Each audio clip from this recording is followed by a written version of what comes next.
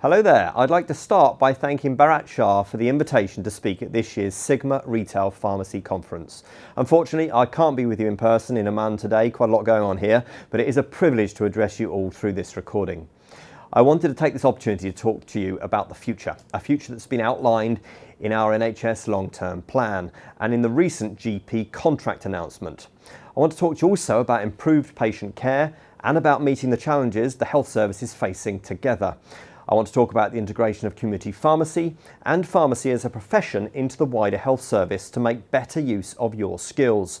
I've made this point a few times in the past, as many of you know, and I make no apologies for repeating it now. The government has been and remains crystal clear that community pharmacy plays an important role in keeping people healthier in the community for longer. This is a vital role that community pharmacy is uniquely placed to achieve in the heart of every single community, one which the government wants to see more fully integrated into the health service. In particular, the government wants to see community pharmacy embraced more fully as the first point of call for health advice. 2019 has already seen the publication, as I said, of both the NHS long-term plan and the contract for GP services in England. These are two hugely influential pieces of work which set out how we want to see the NHS in the community develop. The NHS long-term plan sets out the government's ambition to better utilise the skill set and reach of community pharmacy, to both deliver more services to help people stay well in the community and to relieve pressure on other parts of the system. These are ambitions that I know the sector can deliver on. The future community pharmacy contractual framework will play an important part in enabling these developments in England. Negotiations on the framework are due to commence shortly. We will seek to negotiate a contract that delivers services that are complementary to those set out in the GP contract and cements pharmacy first for dealing with minor illness. Pilots undertaken through the Pharmacy Integration Fund have played an important role in helping the NHS understand how this may work and evaluating its benefits. The Urgent Medicine Supply Service and Digital Minor Illness Referral Service, for example, have clearly demonstrated community pharmacy's ability to ease the pressure on other parts of primary care, releasing their resources to do what they are uniquely qualified to do. We will look to build on those pilots within the contractual framework. I also commit to continuing to ensure that the Pharmacy Integration Fund is used to support community pharmacy in demonstrating what more it can offer, both on the national scale and locally. It is not all about new services, of course. It's also about maximising existing provision. The government fully recognises the value and expertise that community pharmacy brings to medicine supply. We'll look to work with the PSNC to make even better use of your skills and knowledge to further ensure the safety and optimisation of the drugs that are supplied through pharmacies and to make the most of your direct patient contacts. This will be an area where it's really important that the work is joined up across the system, and community pharmacy works closely with pharmacists working in GP practices and of course care homes to deliver the best possible care for our patients.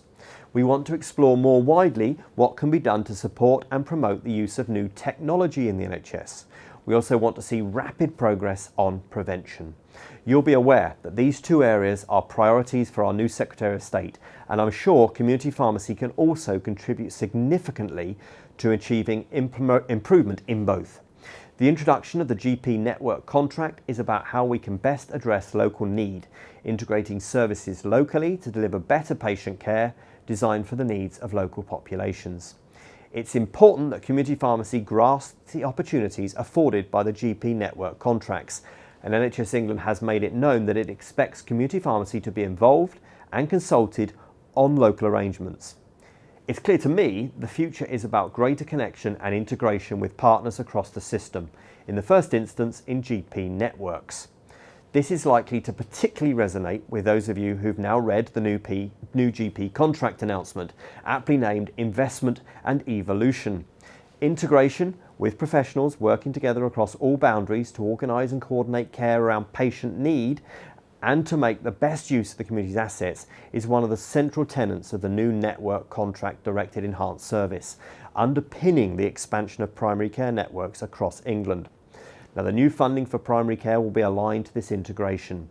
I would urge you to take hold of the opportunity to help shape and be part of these new collaborative arrangements. I know you've got so much to offer. This change is fundamental. However, it's not about taking pharmacists and pharmacy technicians out of community pharmacy. It's about working in partnership, making best use of everyone's skills and assets. From my first day in this job, I have been, as you know, a champion of community pharmacy. I have repeatedly seen in my visits around the country what you can do, and I continue to be impressed. If we can harness and integrate your professionalism and innovation within the system, I know that patients can only benefit. That's why I'm committed to supporting the development of community pharmacy to achieve more, as I know you can. I recognise that this will be a challenging time for some, and I remain open to suggestions on anything I can do nationally to facilitate the smooth integration of the sector into the wider NHS.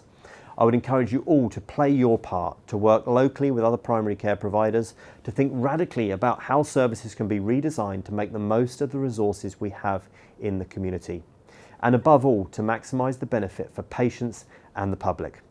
I wish you all a productive and enjoyable conference.